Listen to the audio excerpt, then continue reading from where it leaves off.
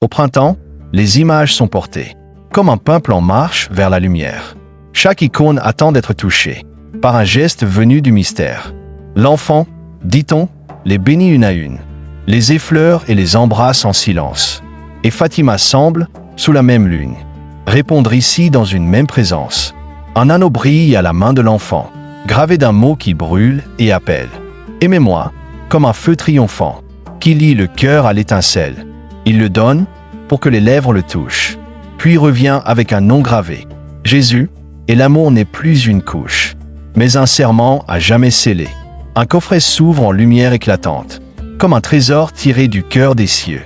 Pierre de feu aux couleurs vivantes, chante la grâce sous 1000 feux, et là repose la Sainte Famille, avec une croix sur un fin collier. Chaque foyer fidèle scintille, comme un joyau aux yeux aimés, en marchant vers l'arbre choisi du mystère. Le ciel s'entr'ouvre comme un voile léger, et des roses tombent, fleurs de la prière, sur les fronts que la grâce vient toucher. Le parfum seul parle à ceux qui ne voient pas, comme une présence plus vaste que l'image. Et Marie, en jardin d'amour ici-bas, entoure les âmes de son feuillage. Sous l'arbre, l'enfant demande un chant, une louange née du cœur humain. Mais nul ne connaît l'accord présent, ni la voix du souffle divin. Alors Marie élève sa voix, pure, douce et pleine de majesté. C'était juste, sauf à la fin, dit-elle avec foi, corrigeant comme une mère aimée. Au-dessus des bouleaux, la nuit révèle des maisons sombres, closes sur leur peur. Une seule flamme en chaque prunelle, comme un reste fragile au fond du cœur. Mais aux fenêtres rôdent des présences, et l'air brûle d'un souffle de soufre.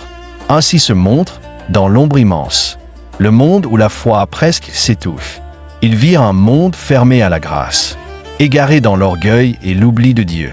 Et le feu tombe, non comme menace, mais comme justice venue des cieux.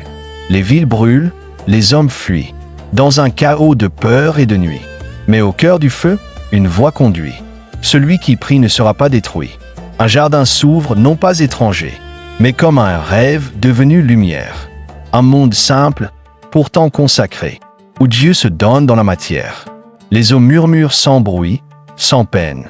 Les fleurs naissent en éternité, et sous l'arbre immense, comme une reine, l'âme trouve abri et paix. Au jour où le monde s'embrase en guerre, une voix sort du cœur sacré, et Marie pleure sur la terre. Car l'homme n'a pas écouté. Ses larmes tombent comme une prière, refusée par des cœurs fermés. Et l'histoire, lourde et sévère, rejoint le ciel dans sa vérité. Sous l'arbre, dans le silence d'été, un ange paraît, tenant le calice. Sans voix humaine, la vérité se donne en geste et se précise. Les pèlerins s'agenouillent en paix, tandis que l'invisible se partage. Et dans ce don, discret mais parfait, le ciel rejoint le paysage. Si tu veux voir la suite de l'histoire, clique sur la partie 5 et n'oublie pas de t'abonner et de laisser un like.